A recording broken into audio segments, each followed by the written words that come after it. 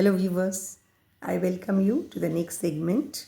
These questions are based on voice transformation, either the active to the passive or the passive to the active. So let us look at the questions asked so far in the public examination. நேத்திக்கு நம்ம direct indirect speech பார்த்தோம். இன்றைக்கி voice பார்க்குறோம்.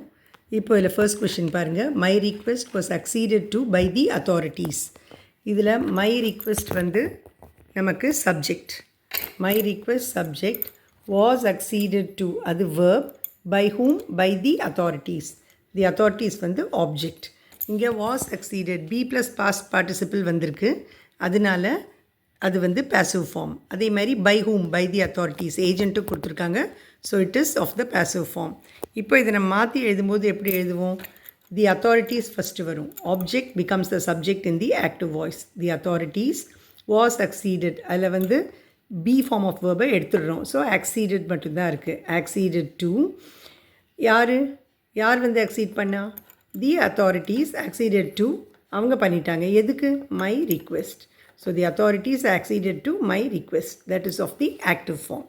Look at the next one. My mother is knitting the sweaters. So difference nalla theriyum. Inga subject does the action. My mother subject is knitting verb. Is knitting what? The sweaters. So இப்போ voice மாற்ற சொன்னால் நம்ம passive மாற்றுறோம். So the sweaters நமக்கு subject ஆகும். The sweaters plural, present continuous tense. அதனால் is ஆறாக மாறிடும் pluralனால, தவிர ப்ரெசன்ட்கிறதுனால ஆர் வருது. இந்த நிட்டிங்கில் இருக்கிற ஐஎன்ஜி எடுத்து பியோட ஆட் பண்ணணும். ஏன்னா be plus past participle. So be plus ING being. So the sweaters are being knitted by my mother.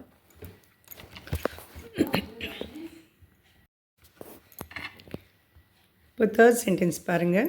Vivek is taking the kids on a picnic today. Vivek subject, is taking verb. Vivek is taking hmm? The kids. அப்போ நம்ம answer the கிட்ஸில் ஆரம்பிக்கும். The kids மறுபடியும் plural. So are பீயிங்கிறது இதுவும் present continuous tense. Is டேக்கிங்கிறது. அதனால் are being taken. Take took taken. So are being taken were on a picnic by whom? By Vivek today. So இது பேசிவில் நம்ம ஆன்சர். அடுத்தது, the governor inaugurated the exhibition at 10 o'clock. So இங்கே என்னாச்சு? The governor subject, what did he do? Inaugurated verb. Inaugurated what? The exhibition. When? At 10 o'clock. So நமக்கு object the exhibition. So என்ன சொல்கிறோம்? The exhibition was inaugurated by whom? By the governor at 10 o'clock. So இதுவும் passiveல எழுதிட்டோம். அடுத்தது, my parents do not allow me to eat junk food. My parents subject, do not allow verb. Me object, whom? Me. To do what? To eat junk food.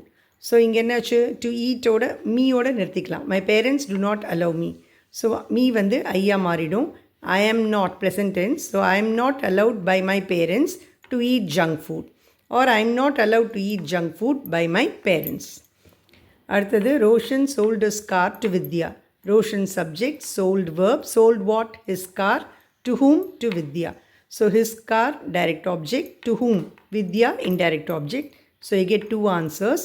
His car was sold to Vidya by Roshan, or Vidya was sold his car by Roshan. ஏதாவது ஒரு answer நீங்கள் எழுதினா போகும். இப்போது, I shall have completed my project next week. I subject, shall have completed verb. Shall have completed what? My project. So இதில் by meங்கிறது understood.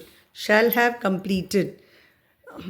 அதனால் நம்ம passiveல shall have been completedனு மாறும்போது by me போட வேண்டாம். My project shall have been completed next week. By me is understood. So ரொம்ப simple. அதுலேயே shall have completed இருக்கும். நம்ம shall have been completedனு மாற்றணும். So this is pertaining to the sentences on the chapter or on the segment voice asked in your public examinations. So please revise these answers. I hope this has been useful to you. Thank you. Keep watching. Please subscribe to my channel, like and share my videos. Thank you.